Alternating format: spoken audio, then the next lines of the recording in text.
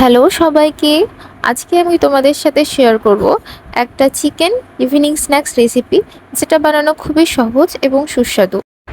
তো চলো শুরু করা যাক। প্রথমেই আমি একটা ছোট বোলে বোনলেস চিকেন নিয়ে নিয়েছি। তারপরে আমি এটাকে ভালোভাবে পেস্ট করে নেব। পেস্ট করা হয়ে গেলে এটাকে আমরা তেলে ভেজে নেব। যেহেতু এটা একটা চিকেন, তো আমরা এই চিকেন স্ন্যাক্সটা বানানোর আগে চিকেনটাকে অবশ্যই ভালোভাবে ভাজা ভাজা করে নেব, তাহলে সেটা কোনো কাঁচা থাকবে না। কড়াইয়ের মধ্যে তেল নিয়ে আমি এর মধ্যে একটা তেজপাতা, আদা রসুন বাটা এবং কিছুটা হলুদ এবং স্বাদ মতো নুন দিয়ে আমি এই চিকেনের পেস্টটাকে ভালোভাবে ভেজে নেব। এখানে আলাদাভাবে কোনো মশলা ইউজ করার দরকার নেই, শুধুমাত্র হলুদ এবং নুন দিয়েই তোমরা ভাজা ভাজা করে নেবে।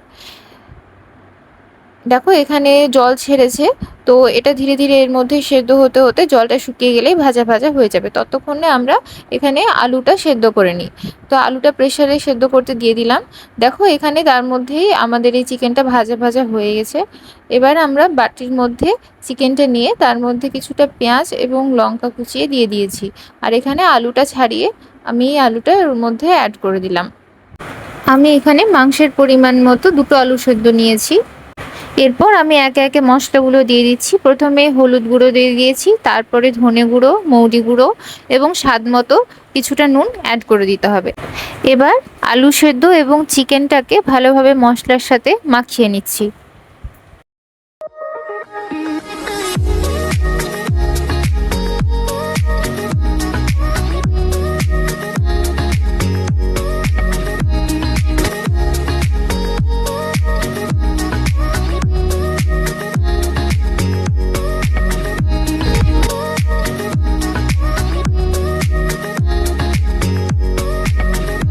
এবার বাটিতে একটা ডিম ফাটিয়ে তার মধ্যে পরিমাণ মতো নুন এবং সামান্য হলুদ দিয়ে আমি এটাকে ভালোভাবে নাড়িয়ে নেব।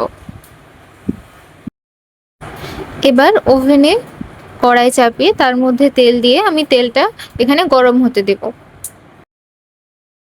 ততক্ষণ আমরা এখানে মিক্সার থেকে ছোট ছোট কাটলেট আকারে শেপ বানিয়ে সেটাকে ডিমের মধ্যে ডুবিয়ে বিস্কিটের গুঁড়োর সাথে মাখিয়ে নেব।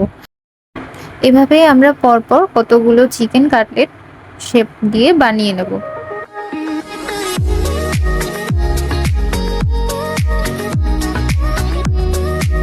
দেখো এর মধ্যে তেলটাও ভালোভাবে গরম হয়ে গেছে। এবার এখানে চিকেন কাটলেটগুলো তেলের মধ্যে ছেড়ে দিচ্ছি। যেহেতু চিকেনটাও ভাজা এবং আলুটাও সেদ্ধ করা, সেহেতু এখানে অনেকটা সময় লাগবে না। এটা হালকা ভাজা ভাজা এপিট ওপিট করে ভাজা ভাজা করে নিলেই এটা রেডি হয়ে যাবে।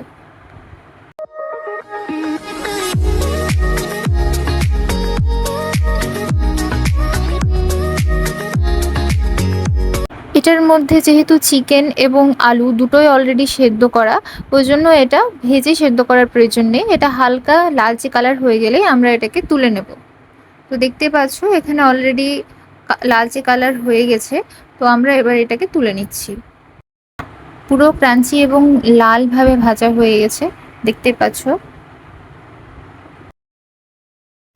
এবার আমরা এটাকে খুব সুন্দরভাবে প্লেটে পরিবেশন করব এবং এটা খাওয়ার জন্য একদম ready. Thanks for watching my video. Like, share and subscribe if you like it.